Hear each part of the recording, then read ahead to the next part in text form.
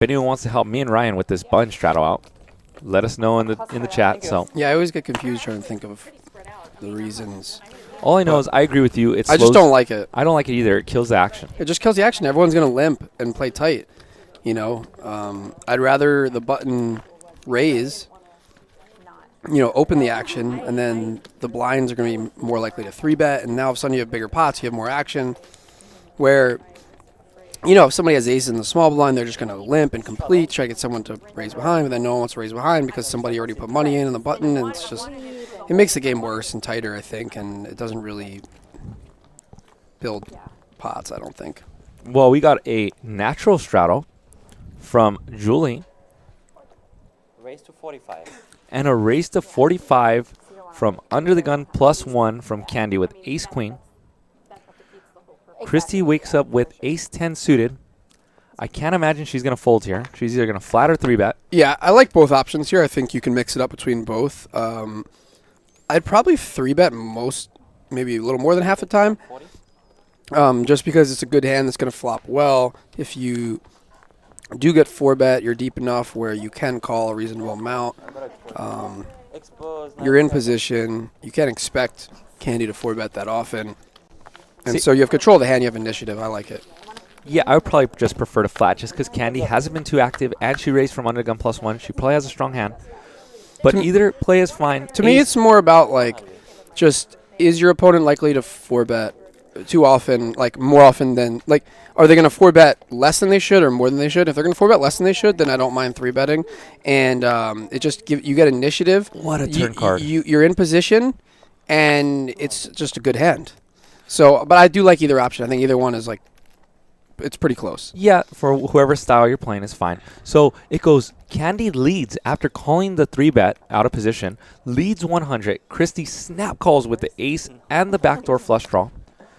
Turn is a 10. Kristy smashes the board with, now she's in the lead with 2-pair.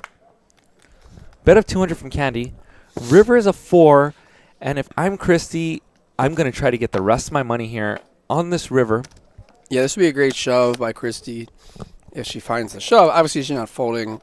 She has top 2. She could have raised that turn. I don't mind the flat, though, because you make your opponent think they have the best hand here. Now you're guaranteed more money by getting them to bet the river because Candy just always thinks she has the best hand when Kristy just keeps flatting. And Kristy sniffs it out. Kristy, the only hands that Candy could have is pocket 6s and pocket 5s that she would probably play like this. Yeah, and the problem with Candy here, too, is that Kristy's hand looks like it could be 7-8 suited. She did 3-bet, but you could 3-bet that hand. And so Candy led the flop, right? Yeah, she what is called a donk bet. She donk bet the flop. Kristy just calls, and she gets Candy to call off her stack. She just didn't have that much behind. She had about another 600. And Kristy absolutely played that hand very, very good. Well done by Kristy. Tough board for Candy. Especially with the straddle. That hand, she started the hand with essentially about 140 big blinds. If I'm Candy there, I would have liked checking the turn. You can get a lot of information there. If you check and Kristy checks back, then she's going to have some weaker aces. She might have 7-8. Thank you. But when Kristy 3-bets you and then you just lead, your hand just looks like ace-x, and Kristy can kind of play her hand perfectly. If she doesn't have ace-king or better, she's just not going to call 3 times.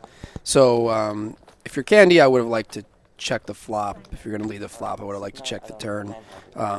Ace-queen is just it's a good hand, but it's hard for you to get called by worse than 3 streets after you get 3-bet and then you lead. So interesting, in that hand, Bart was saying he likes a min-raise on the turn from Kristy to make sure you get the rest of the stacks in there, since it would not have been such a big stack-to-pot ratio on the river. So to make sure you get the stacks on the turn? Yep, on the turn to min-raise it. Yeah, I mean, I think either one is fine, calling the turn and hoping for blank river and then letting Candy bet the river. So obviously the way it played out was great. But yeah, Kristy could have opted to raise small on the turn and then shove river. And now Kristy with the